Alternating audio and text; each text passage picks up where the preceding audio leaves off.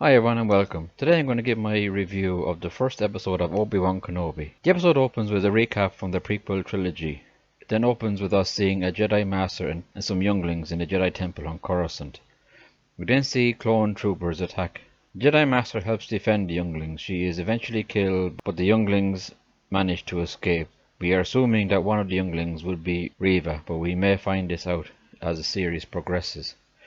We then move to 10 years later on Tatooine, where we see a ship land carrying three Inquisitors, the Grand Inquisitor, Reva, our third sister, and the fifth brother. They are hunting a Jedi that has been reported to be there. The Inquisitors enter a saloon. When the Jedi is exposed, he escapes thanks to Reva's interference. The Grand Inquisitor confronts her and warns her of her fixation with Obi-Wan and to forget it or she will be relieved of her duties. We see Obi-Wan working at a meat processing outside of Mos Eisley. He finishes work and returns to Mos Eisley to collect his EOP. Obi-Wan at this stage lives in a cave. We see Tika, a Jawa, arrive to visit Obi-Wan with a toy that he has ordered from her. The Jawa complains that he stinks. We then see Obi-Wan suffering with PTSD, and when he awakes he calls out to Qui-Gon but receives no reply. Obi-Wan leaves the gift for Luke in the large homestead. Later we see Owen giving Obi-Wan the toy back.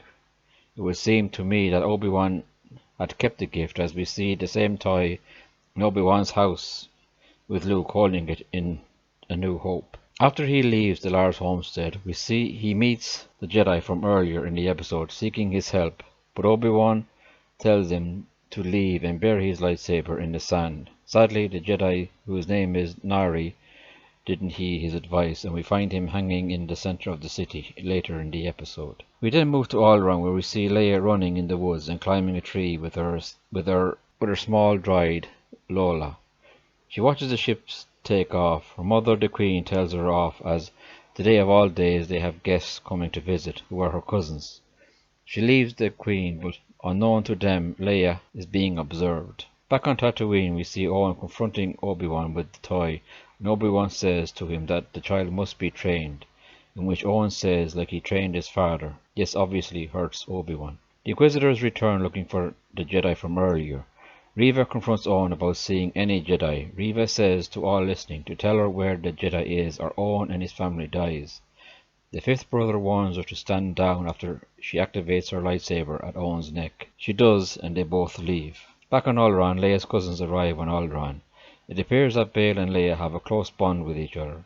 We see C-3PO at the banquet along with R2-D2. Her cousin scoffs at Leia for not being a real Organa.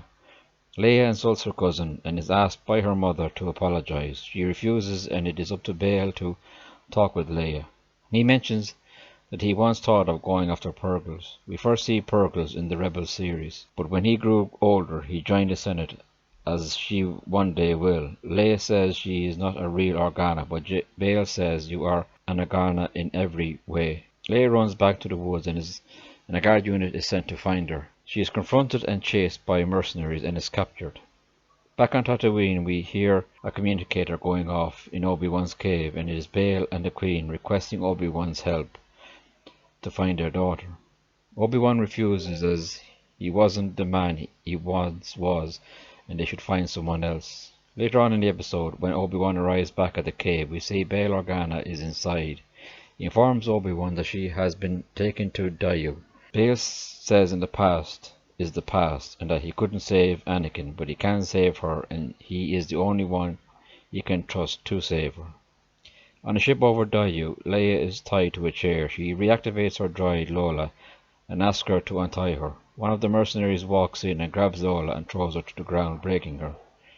She says to her that no one will come looking for her. Back on Tatooine, we see Obi-Wan digging up his lightsaber in a box.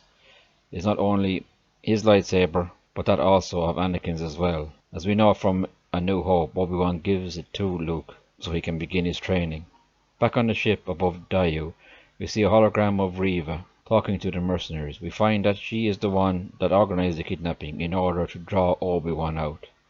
Obi-Wan leaves Tatooine for Daiyu. The episode ends. Overall, I enjoyed this episode, and 3 episodes in, it seems to be a stronger series than the Book of Boba Fett. We were told in the Book of Boba Fett that series was going to be all killer no filler, but that wasn't the case and left fans a bit disappointed. But so far a lot of fans are enjoying the Obi-Wan series.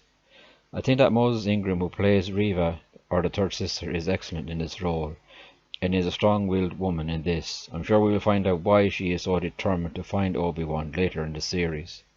As for young Leia, played by Vivian Lyra Blair, is a great young actress, and I believe this is how Leia would be when she was young, would have acted, as she is a strong-willed like she was when she is older. This episode did have a slow build-up, but I didn't really mind that. The story so far was strong. As a whole, I rate this episode as an 8 out of 10. Well, that's it for now. I will do my next review of episode 2 tomorrow. Please like and subscribe to my channel, and until the next time, may the Force be with you.